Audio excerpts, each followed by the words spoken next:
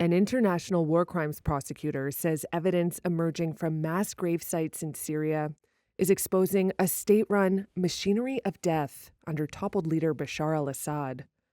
Stephen Rapp visited 2 mass grave sites in the country. This one is in Najaf, near Damascus. Rapp said he estimates more than 100,000 people were tortured and murdered since 2013. We heard from a witness who testified in Germany and whom I personally interviewed and we personally worked with for a long period of time with satellite imagery, that at this particular cemetery, where he had been one of the administrators, he was called into service by the government in 2012 in order to begin the mass burial of persons that had been killed in government custody. A cemetery guard and a farmer who lives nearby both described seeing refrigerated trucks at the site. The guard said there were large pits for bodies, as well as graves that would hold about half a dozen people. The other site visited by Rapp is in Qataifa, where people declined to speak on camera or use their names for fear of retribution, saying they were not sure the area was safe yet after Assad's fall. One called it a, quote, place of horrors.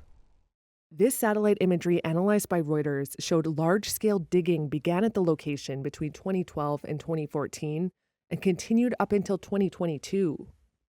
The head of U.S.-based Syrian advocacy organization, the Syrian Emergency Task Force, has estimated at least 100,000 bodies were buried in Qataifa alone.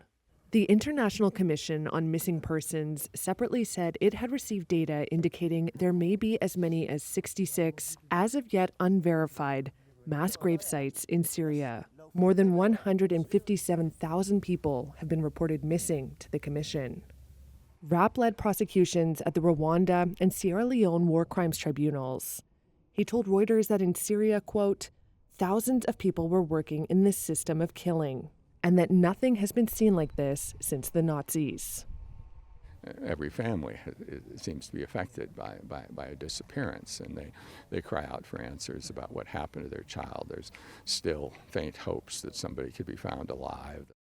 Hundreds of thousands of Syrians are estimated to have been killed since 2011, when Assad's crackdown on protests against his rule grew into a full-scale civil war. Syrians, rights groups, and other governments accuse Assad and his father of widespread extrajudicial killings. Assad had repeatedly denied that his government committed human rights violations and painted his detractors as extremists. A lightning offensive by rebels ended more than 5 decades of iron-fisted rule by his family.